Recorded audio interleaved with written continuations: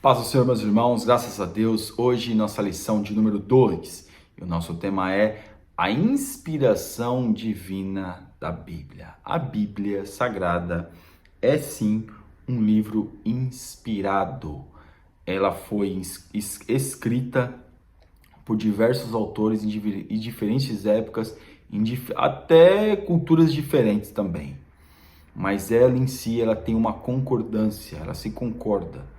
Aquilo que Moisés escreveu no Pentateuco, meus irmãos, concorda com aquilo que Mateus escreveu nos Evangelhos, concorda com o apóstolo Paulo, concorda com o livro das Crônicas, concorda com os profetas. A Bíblia se concorda.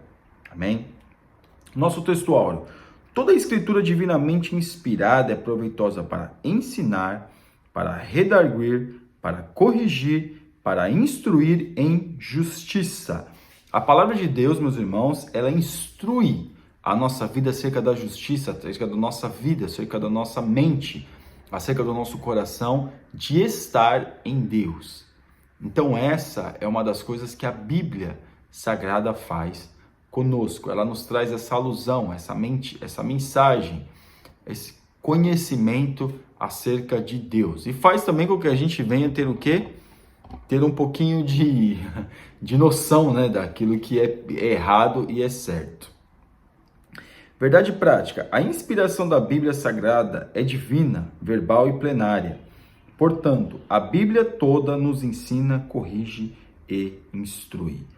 A Bíblia, meus irmãos, alguns vão dizer que é manual para a vida, alguns vão dizer muitas coisas, mas a Bíblia é a palavra de Deus, é Deus falando com o homem para que o homem viva melhor, para que o homem chegue ao céu, para que o homem desfrute da presença de Deus. Essa é uma das coisas, claro, que a Bíblia nos traz. Então, claro, meus irmãos, ela é inspirada, mas quem escreveu foi o homem. Sim, quem escreveu foi o homem, mas inspirada por Deus. A nossa leitura bíblica em classe, que está em 2 Timóteo, capítulo 3, versículo 14 ao 17, 2 Pedro, capítulo 1, versículo 19 ao 21, diz assim: Tu, porém, permanece naquilo que aprendeste e de que foste inteirado, sabendo de quem o tens aprendido, e que desde a tua meninice sabes as sagradas letras, que podem fazer-te sábio para a salvação pela fé que há em Cristo Jesus. O apóstolo Paulo, escrevendo a Timóteo, ele está falando, olha, essa é a palavra, guarda isso. Não tinha, meus irmãos, naqueles dias, um exemplar da Bíblia como nós temos hoje. Era pergaminhos, era difícil até o acesso a esse tipo de literatura. Porque também não existia ainda os escritos do apóstolo Paulo como nós temos hoje. Era bem fragmentado, é um pergaminho aqui, outro ali, e talvez numa sinagoga eles tinham mais pergaminhos acerca dos profetas, acerca do Pentateuco, acerca dos reis de Israel, mas era muito assim. Mas mesmo com tudo isso, o apóstolo Paulo fala para ele: permanece naquilo que foste ensinado. Infelizmente mesmo, aquilo que foi bom, aquilo que nós aprendemos de bom, aquilo que era saudável para a nossa vida espiritual, está se perdendo. Nós estamos deixando o evangelho genuíno, que é a inspiração da palavra de Deus, e estamos buscando inspiração de homens. Que inspiração de homens? Ver jeitos que atraem as pessoas, ver jeitos que satisfaçam o ego das pessoas dentro da igreja. Irmão, não é isso. Isso não é inspiração da Bíblia, isso não é inspiração de Deus. Deus não vai inspirar ninguém a massagear o ego do outro. Pelo contrário, eu estou falando massagear o ego quando a pessoa está errada e vai lá e passa a mãozinha lá para poder falar, não, tá tudo bem. Não, meus irmãos, a inspiração que Deus traz da Bíblia é para corrigir o homem, para que o homem, assim como o apóstolo Paulo estava falando para Timóteo, é para que o homem venha a ser mais sábio, mais entendido acerca de Deus. O problema é que hoje, em cima dos púlpitos das igrejas, não se apresenta a Bíblia como inspiração a Deus. Se apresenta a Bíblia, se apresenta as Escrituras como uma forma de mudar de vida, de ficar rico, de qualquer outra coisa, menos apresentar a Cristo como Salvador. Isso é gravíssimo. A inspiração de Deus e o que a Bíblia nos dá de entendimento é trazer luz para aquilo que tem trevas, que é a nossa vida. fazer com que nós venhamos ter a oportunidade ao arrependimento, conhecer a Cristo, conhecer a Deus na sua plenitude, no seu fundamento. É isso que nós temos que entender. E aqui na carta de Pedro, 2 Pedro capítulo 1, versículo 19, e temos muito firme a palavra dos profetas, a qual bem fazeis em estar atentos como uma luz que alumia em lugar escuro, até que o dia esclareça e a estrela da alva apareça em vosso coração. Sabendo primeiramente isso, que nenhuma profecia da Escritura é de particular interpretação. Irmãos, hoje se lê a Bíblia e se interpreta a seu bel prazer, a sua concupiscência, o seu pecado, ou o pecado de alguém sendo conivente com a vida errada que muitos de nós, eu coloco nós, estamos vivendo. Porque não se fala a verdade, não se prega a verdade, não se prega o evangelho que salva, que cura, que liberta, que batiza com o Espírito Santo e que leva para o céu. O evangelho da cura, sim, da cura do jeito que tem que ser para esse tipo de gente que fala sobre isso. Mas o evangelho tem que ser apresentado de uma forma genuína, é uma palavra, tem que ser firme naquilo que fala, tem que ser firme naquilo que faz. E aqui na nossa introdução, a inspiração divina das Escrituras foi operada sobrenaturalmente pelo Espírito Santo que nos deu a Bíblia, a única revelação escrita de Deus para a humanidade. Nesta lição veremos que a inspiração da Bíblia é divina, verbal e plenária. Irmãos, sempre quando nós estamos falando acerca da palavra de Deus, cheio do Espírito Santo, nós estamos sendo inspirados por Deus. E com esses homens não foi diferente. Quando eles começaram a escrever, é claro, foram homens que escreveram. Foi ideias de homens ali, mas inspirada por Deus. Tem uma inspiração de Deus nas Escrituras, através do Espírito Santo. Então veja que tudo aquilo que está na Bíblia é Deus que está falando.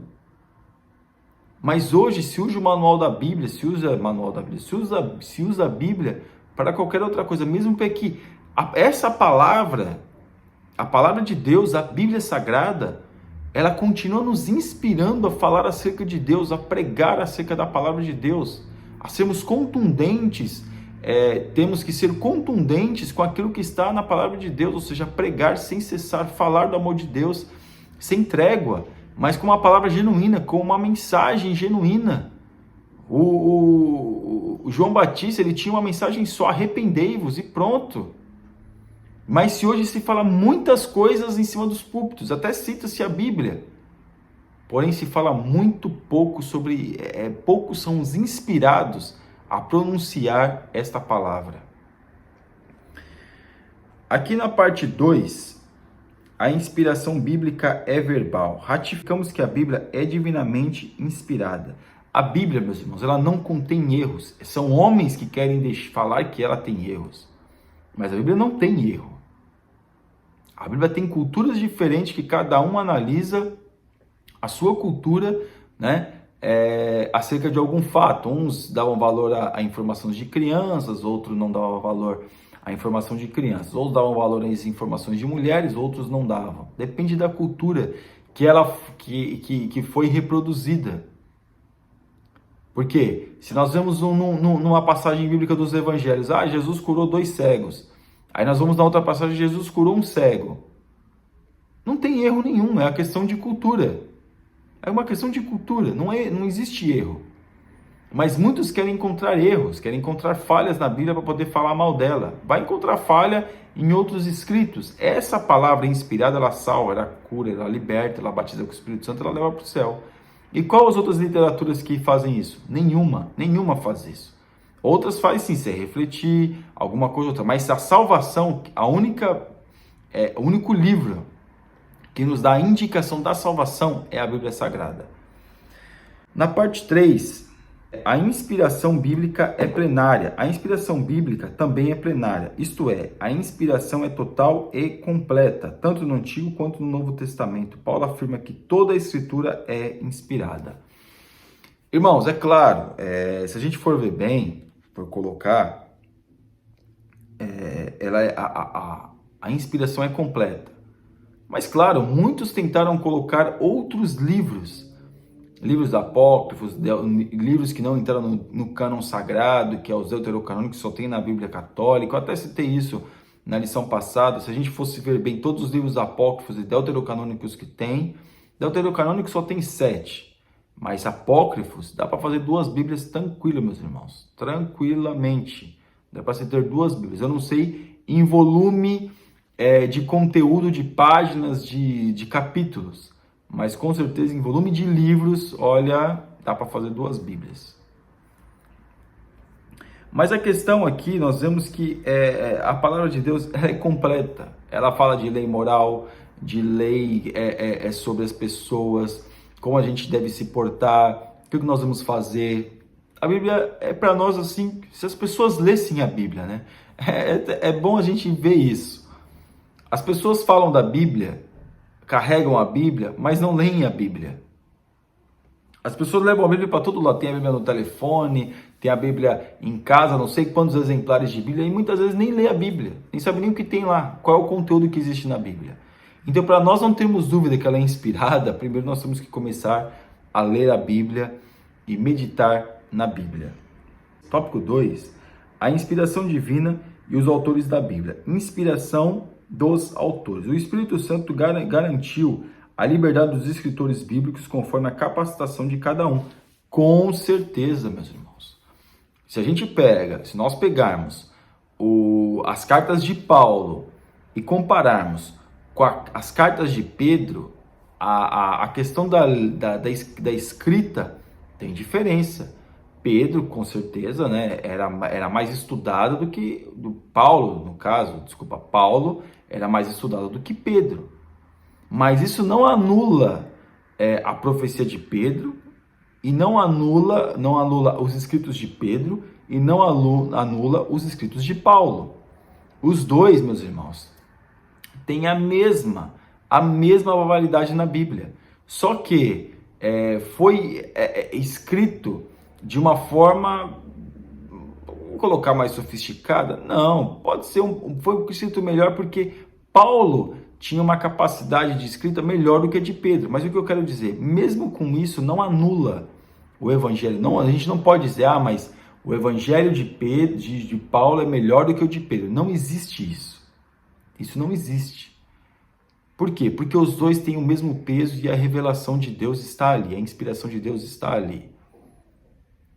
E nós vemos no Antigo Testamento também alguns, como Amós, que era boeiro, que era cuidador de ciclo, ou seja, era agricultor e trabalhava no campo. Ele escreveu, ele foi o profeta, escreveu o seu livro, mas a gente não vê que o livro de Isaías é melhor. Isaías, que vivia na corte, é melhor e tudo do que o livro de Amós. Não anula. A gente não pode dizer que é melhor. Isso não tem, meus irmãos. As duas são revelações. O que eu quero dizer é que mesmo com os homens, com a sua, vamos dizer assim, com as suas limitações a escrever, mesmo assim não anula aquilo que o Espírito Santo de Deus usou eles para escreverem aquilo que eles escreveram. É a mesma coisa. É a mesma coisa. Por quê? Porque Deus usa aquilo que nós temos e Deus respeita as oportunidades que nós tivemos de estudar, de nos preparar e de buscar. Deus sabe todas as coisas. E aqui na parte 2, as limitações dos autores, né? Os escolhidos por Deus para escreverem a Bíblia eram pessoas assim como nós, inclinadas às mesmas paixões e falhas. É o que nós estamos falando. Eles tinham as paixões, tinham falhas, tinham limitações, mas mesmo assim foram fiéis àquilo que foram inspirados pelo Espírito Santo de Deus a escreverem. Os diferentes gêneros literários e figuras de linguagem. Cada autor fez uso de gêneros literários distintos, tais como narrativa, 1 e 2 Samuel, poesia, salmos, provérbios, livro dos provérbios. Ou seja, todos os autores bíblicos, eles exploraram o quê?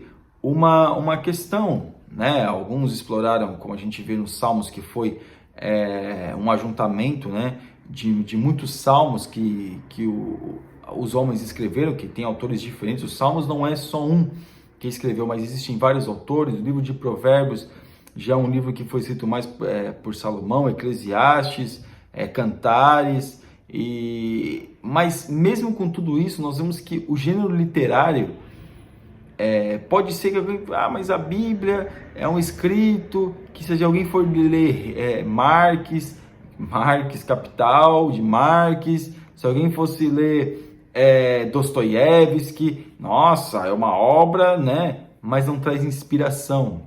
Pode até ser bonita a escrita, pode até ser sofisticado aquilo que foi escrito, mas não traz inspiração, não traz revelação. É isso que nós temos que entender. Mas eu leio Shakespeare, mas não traz inspiração, meus irmãos, não traz revelação acerca da vida do homem. O Shakespeare ou qualquer um deles pode até ser uma forma de reflexão, mas inspiração é complicado. Mas inspiração, a gente pode ser inspirado de ver o comportamento daquele, pode me inspirar, ter o comportamento, estudar mais, buscar mais. Sim, pode. Eu estou dizendo inspiração para salvação, para conhecer para conhecer a Deus, para conhecer um Deus todo-poderoso, sobrenatural. Esses não trazem esse entendimento. Também porque muitos deles eram até ateus, né? Tópico 3. O Espírito Santo e a Bíblia. A inspiração do Antigo Testamento, a Bíblia, é categórica em reiterar sua inspiração divina. O registro de Juízes ensina que os livros de Moisés são mandamentos do Senhor. A Bíblia fala dela mesma, né? A Bíblia vai dizer, né, que a gente vê até essa passagem bíblica, que os escritos de Moisés são a lei do Senhor. Por quê? Porque o povo naquela época dos juízes estava querendo já se desviar da presença de Deus, meus irmãos. Será que Moisés foi usado mesmo? Nossa, foi tantos anos, não sei. Então ali Deus levanta alguém e diz, olha, esses mandamentos são a lei do Senhor. É como Deus não vai anular aquilo que ele falou. Deus falou, está falado. E pronto, acabou a conversa. Mas muitos querem dar voltas. Mas será? Mas por quê? Mais isso, mais aquilo. E estamos, muitos de nós, se distanciando daquilo que é a presença de Deus. Estamos se distanciando. Isso é um problema sério, seríssimo. Aqui na parte 2, a inspiração do Novo Testamento. No Novo Testamento possui dois pressupostos básicos de sua inspiração. Primeiro, a promessa de Cristo de enviar o Espírito Santo para guiar os discípulos. Segundo, os escritos bíblicos que vindicam esse cumprimento. Então, nós vemos que a Bíblia ali no Novo Testamento, ela vai trazer muita coisa do Antigo Testamento, mas ela também se concorda, tanto no Novo Testamento se concorda. Eu citei a questão da cultura, mas quando a gente começa a analisar os fatos, nós vemos, meus irmãos, que é uma questão de cultura, não podemos sair disso. Então aqui nós vemos o quê? Que essa inspiração do Novo Testamento, estes homens foram inspirados de que forma? Tiveram que estudar, tiveram que ouvir Jesus, tiveram que buscar. Ninguém é inspirado, meus irmãos, está sentado no sofá e recebe, nossa, eu estou sendo inspirado a pregar, mas nem leu aquilo que vai pregar. Deus usa aquilo que nós temos, Ele aperfeiçoa aquilo que Ele permite que nós temos, né? Ele permite que nós venhamos ter, Ele aperfeiçoa. E aqui na parte 3, a obra da regeneração e a iluminação. A Bíblia ensina que o Espírito Santo testifica de Cristo e convence o homem do pecado, da justiça e do juízo. Voltando à questão na parte 2 aqui, para complementar o 3, o que o Novo Testamento ele vai categorizar para nós? Vai trazer luz acerca do Espírito Santo. E aqui na parte 3 que nós estamos falando agora, fala acerca do Espírito Santo, que é o único que convence o homem, que é o único que traz entendimento para o homem, para que o homem não venha se perder nos seus próprios erros, nas suas próprias concupiscências. A Bíblia dá a oportunidade para o homem ser regenerado, transformado e salvo. Ela nos inspira a fazer aquilo que é bom para nós. Amém? E a nossa conclusão, a Bíblia é a palavra de Deus, escrita, ela foi inspirada verbalmente e seus autores a escreveram inspirados pelo Espírito Santo. A inspiração da Bíblia é plena. Todos os livros e palavras da Bíblia têm total e completa autoridade. Esse ensino concorda com a nossa declaração de fé, que professa crer na inspiração divina, verbal e plenária da Bíblia Sagrada, única regra infalível de fé e prática para a vida e o caráter cristão. A Bíblia, ela tem que ser a nossa única regra de fé, como fizeram lá na Reforma Protestante, as 5 solas. Por quê? Porque estava muita coisa da igreja romana ainda, e eles fizeram, não, só a Bíblia. Começaram a bater o martelo, não só a Bíblia, só a Bíblia, só a palavra, só a Bíblia. Só a Bíblia, só a Bíblia e só a Bíblia. E hoje a gente vê que muitos recorrem, ao invés de a Bíblia ser regra de fé, ser fundamento, ser raiz, e as outras coisas que a gente pode ler fora, pode ler livros, seja complemento, não. Outros livros, outras literaturas, acaba sendo fundamento e a Bíblia um pequeno e quase nada de complemento. Tomemos cuidado. Amém? Você ainda que não é inscrito no nosso canal, está convidadíssimo a se inscrever e que Deus te abençoe em nome de Jesus. Deus abençoe.